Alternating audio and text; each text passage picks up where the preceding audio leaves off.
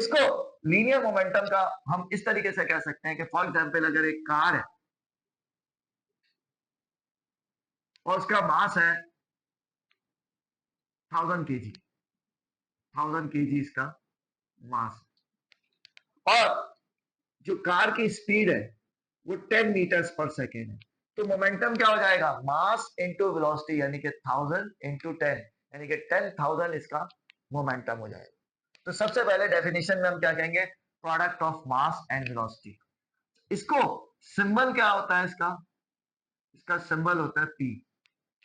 P, अब आप कहेंगे पी पावर भी होता है, पी तो प्रेशर भी होता है, लेकिन फिजिक्स में क्योंकि अलग अलग ब्रांचेस हैं तो यहाँ पे हम मैकेनिक्स पढ़ रहे हैं, तो पी के ऊपर मैंने एरो लगाया है क्योंकि ये एक वेक्टर क्वांटिटी है। ये भी याद रहे कि ये एक वेक्टर क्वांटिटी है, और वेक्टर का मतलब जिनमें डायरेक्शन होती है, जबकि power, power is not a vector quantity, power is a scalar quantity. तो पावर के पी पे एरो नहीं आएगा, लेकिन इसके पी पे एरो आएगा। फॉर्मूला क्या बन जाएगा इसका, फॉर्मूला बन जाएगा P is equal to mv।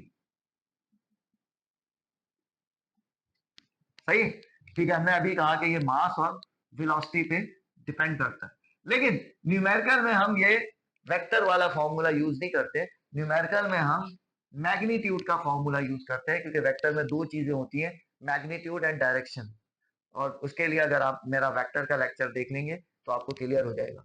तो वहां पे हम formula P is equal to mv ही लिखते हैं, वहां पे हम एरो नहीं लगाते, क्योंकि वहां पे हम जस्ट मैग्नीट्यूड की बात कर रहे होते हैं।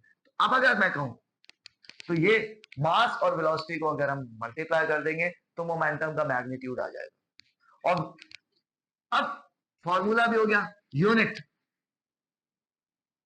देखिए मोमेंटम का यूनिट क्या होता है, यूनिट हम कैसे निकालते हैं, यूनिट निकालने के लिए हमें बेस यूनिट्स पता होने चाहिए। तो अगर हमें पता है कि मास का यूनिट क्या होता है, किलोग्राम, और उसके साथ है वेलोसिटी, वेलोसिटी का यूनिट क्या होता है, मीटर पर सेकेंड, तो यहां पे आ जाएगा मोमेंटम का यूनिट आ जाएगा केजी मीटर पर सेकेंड। ठीक,